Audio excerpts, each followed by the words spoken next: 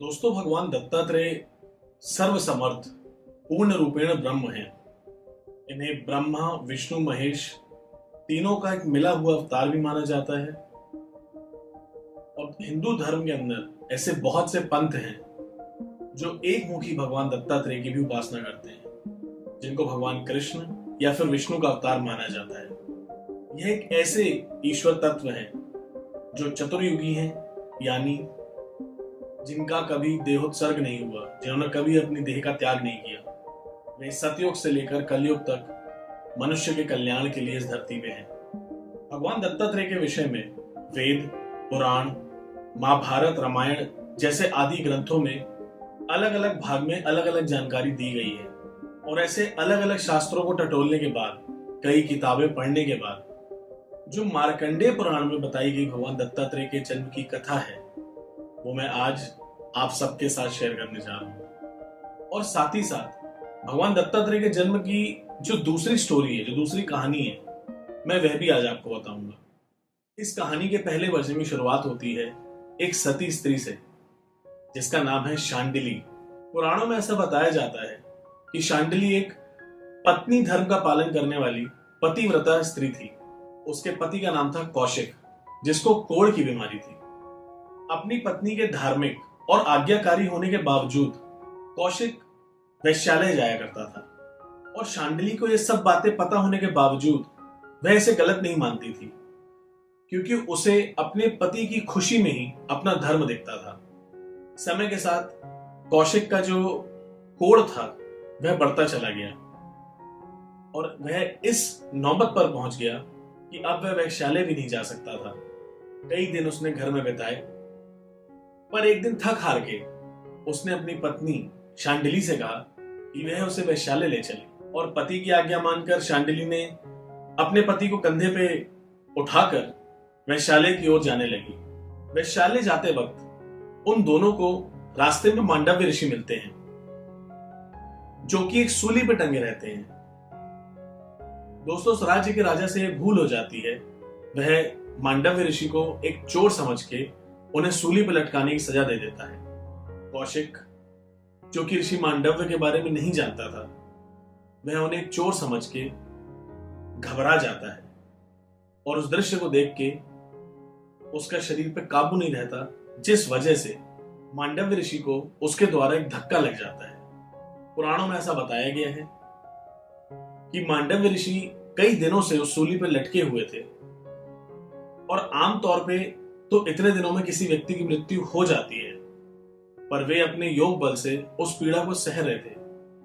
पर इतने दिनों से पीड़ा सहते सहते अब वे परेशान हो चुके थे और अत्यंत क्रोध से भरे हुए थे। कौशिक के धक्का देने पर मांडव्य ऋषि को बहुत ज्यादा गुस्सा आता है और वे उसे श्राप दे देते हैं कि कल के सूरज उगते ही तेरी मृत्यु हो जाएगी।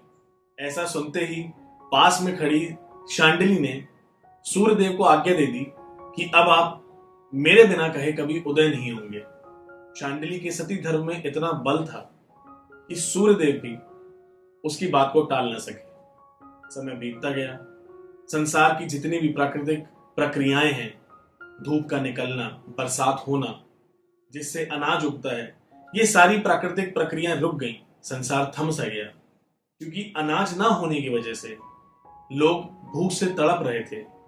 सूर्य के ना होने की वजह से लोगों ने अपने नित्य क्रियाओं का पालन करना छोड़ दिया था। देवी देवताओं की पूजा, उपासना, यज्ञ आदि सब छोड़ दिए थे।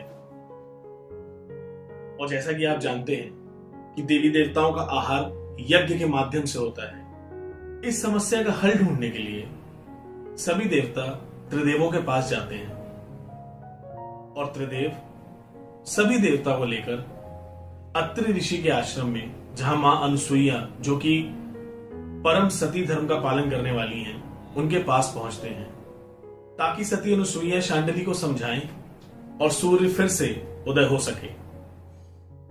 दोस्तों, ऐसा करने के पीछे मान्यता यही थी कि एक स्त्री जो खुद सती धर्म का पालन करती है, वह दूसरी सती स्त्री को अच्छे से कोई बात समझा सकती है, उसे धर्म के बारे में पाठ पढ़ा सकती है।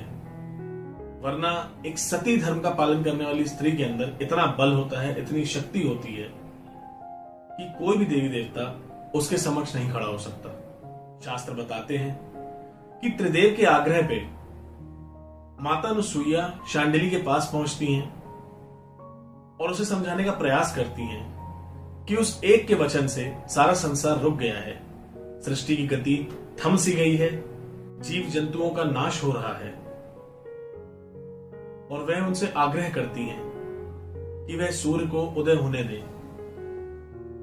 साथ ही वे शांडिली से यह भी कहती हैं कि अगर वे ऐसा करती हैं तो मां अनुसुईया उनके पति कौशिक को सभी प्रकार के शापों से मुक्त कर देंगी और एक लंबी आयु का वरदान देंगी।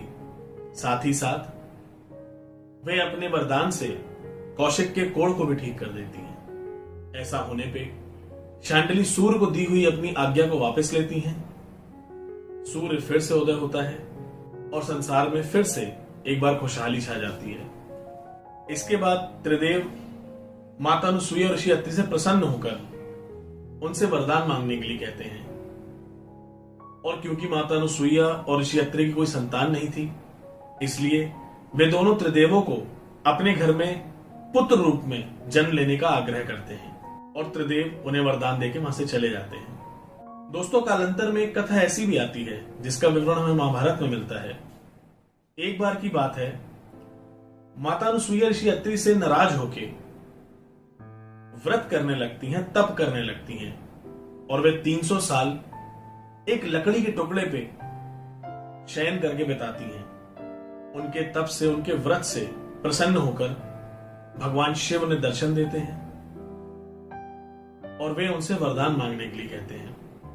वरदान में माता अनुसुईया, जो कि अपने पति से रुष्ट रहती हैं, वे भगवान शिव से ऐसी कामना करती हैं कि हे प्रभु, आप मुझे ऐसा वर दीजिए कि मेरी संतान का जन्म मेरे और मेरे पति के मिलन के बिना ही हो जाए। भगवान शिव तथास्तु कहते हैं और वहां से चले जाते हैं। आगे चल के पुराणों में पता चलता है कि एक दिन माता अनुसुईया स्नान करके पूजा वंदन करने के लिए तैयार हो रही होती हैं और अत्रि ऋषि, जो कि ब्रह्म मुहूर्त में तपस्या करके वापस अपनी कुटिया में लौटे होते हैं, वे उन्हें देखते हैं, उन पे आसक्त हो जाते हैं। एक हवा चलती है जो कि अत्रि ऋषि के भावों को लेकर माता अनुसुईया के गर्भ में जाके उन भावों को स्थापित कर देती हैं और उसी क्षण त्रिदेव अपने अपने बीज स्वरूप में माता अनुसुईया के गर्भ में स्थान ग्रहण करते हैं। माता अनुसुईया के गर्भवती होने के 7 दिन के अंदर है वंश के क्षत्रिय राजा एक बार ऋषि अत्रि का अपमान कर रहे थे, उनके बारे में कुछ कटु वचन कह रहे थे, जिसको पास ही में खड़ी माता अनुसुईया के गर्भ के अंदर शिवांश ऋषि दुर्वासा सुन रहे होते हैं। शास्त्रों में ऐसा बताया गया है कि वे क्रोध में इतने ज्यादा उतावले हो जाते हैं कि वे 7 दिन के अंदर ही अपनी माता के गर्भ से जन्म ले लेते हैं। और क्योंकि उनका जन्म क्रोध भाव से होता है, उनका जन्म एक नकारात्मक तामसिक ऊर्जा के भाव से होता है, इसीलिए वे अपने घर का त्याग करते हैं और वन में जाके उन्मत्त भाव का, यानी उतावलापन, क्रुद्ध, एक पागलपन, इस पद्धति को अध्यात्म का सहारा मानते हुए वे अपना जीवन यापन करते हैं।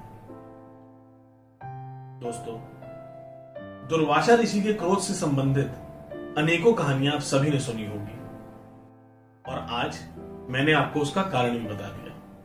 9 महीनों के बाद ऋषि अत्रि के सौम्यता, उनके ऊर्जाओं के, उनके योग बल के सौंदर्य के स्वरूप में चंद्रमा का जन्म होता है, जो कि ब्रह्मदेव का अंश है।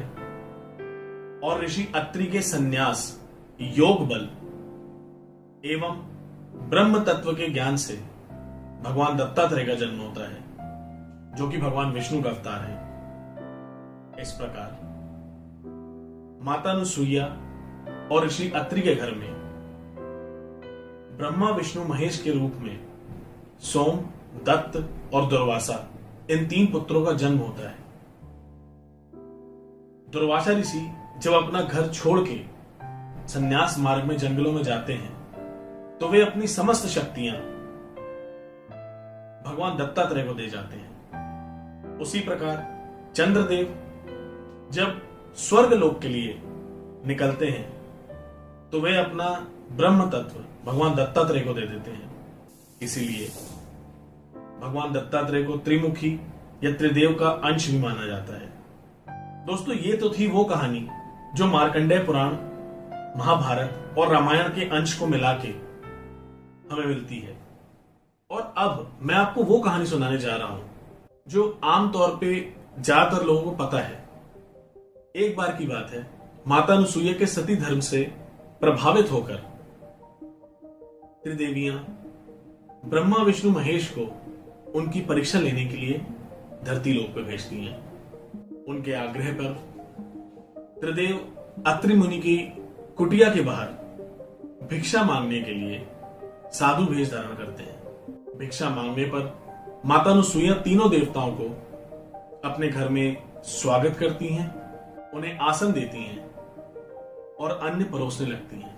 पर तभी त्रिदेव उनसे यह बात कहते हैं कि वह अन्न तभी स्वीकार करेंगे जब मां अनुसुईया निर्वस्त्र होके, यानी बिना कोई कपड़े पहने उन्हें भोजन प्रदान करें। ऐसा सुनकर माता अनुसुईया, जो कि पूर्ण रूपेण सती धर्म का पालन करती थी, वह अपने सतीत्व से, अपने योग बल से तीनों देवताओं को एक छोटे शिशु, एक नवजात शिशु के रूप में परिवर्तित कर देती हैं, जिसके पश्चात वे तीनों बालकों को स्तनपान कराती हैं। ऐसा करने से त्रिदेवों की इच्छाओं की पूर्ति भी हो जाती है और माता अनुसुईया, जिनके घर में कोई बच्चा नहीं होता, उन्हें ममत्व का भाव भी प्राप्त होता है। कई दिन बीत जाते हैं। माता अनुसुईया को अपने 3 छोटे बच्चों के साथ अपना गृहस्थ संसार चलाने में काफी आनंद आ रहा होता है। और तभी त्रिदेवियां परेशान हो जाती हैं, क्योंकि ब्रह्मा विष्णु महेश अब तीनों लोकों में कहीं भी उनको मिल नहीं रहे थे। सरस्वती, लक्ष्मी एवं पार्वती अपने अपने पतियों को ढूंढते हुए धरती लोक में ऋषि अत्रि की कुटिया में आती हैं और माता अनुसुईया की गोद में अपने अपने पतियों को शिशु रूप में खेलता हुआ देखती हैं। जिसके बाद वे ऋषि अत्रि से आग्रह करती हैं कि वे मां अनुसुईया को समझाएं ताकि उन्हें उनके पति मिल सके। ऋषि अत्रि के आग्रह पे, त्रिदेवियों के रोने धोने पे, उनकी गुहार लगाने पे माता अनुसुईया उनके पतियों को, त्रिदेवों को फिर से उनके वास्तविक स्वरूप में बदल देती हैं। लौटते वक्त ब्रह्मा विष्णु महेश माता अनुसुईया से कहते हैं कि वे कोई भी वरदान मांग सकती है, जिसके उत्तर में माता अनुसुईया कहती हैं कि मैंने आप त्रिदेवों को बालक स्वरूप में अपनी गोद में खिलाया है। अगर आप वरदान देना चाहते हैं तो आप तीनों मेरे घर में पुत्र रूप में जन्म लें ताकि मैं आपका पालन पोषण कर सकूं, और जो मातृत्व सुख की प्राप्ति मैं पिछले कई दिनों से कर रही थी, वे मैं जीवन भर करना चाहती हूं। और इसी वरदान से माता अनुसुईया एवं ऋषि अत्रि के घर त्रिदेव, सोमदत्त और दुर्वासा इन तीनों रूप में जन्म लेते हैं। तो दोस्तों, ये थे 2 वर्जन भगवान दत्तात्रेय की जन्म की स्टोरी के, उनके जन्म की कहानी के। अगर आपको वीडियो अच्छा लगा हो तो प्लीज कमेंट करके बताएं, वीडियो को लाइक करें। अगर चैनल में पहली बार आए हैं तो चैनल को सब्सक्राइब करें, इसे और भी लोगों तक पहुंचाएं। पर वीडियो को वाइंड अप करने से पहले दोस्तों, आज मैं आपसे एक प्रश्न करना चाहता हूं। क्या आप जानते हैं कि शांडिली वो कारण थी जिसकी वजह से रामायण के 2 बहुत ही पावरफुल कैरेक्टर्स सुग्रीव और बाली का जन्म होता है। भगवान दत्तात्रेय की कहानी के साथ ही उनकी कहानी भी जुड़ी हुई है। अगर आपको वह कहानी पता है तो प्लीज कमेंट करके बताएं। अगर नहीं पता है और अगर आप उस कहानी को सुनना चाहते हैं तो भी कमेंट करके बताएं, और मैं कोशिश करूंगा कि जल्द से जल्द सुग्रीव और बाली के जन्म की कथा को भी आपके साथ शेयर करूं।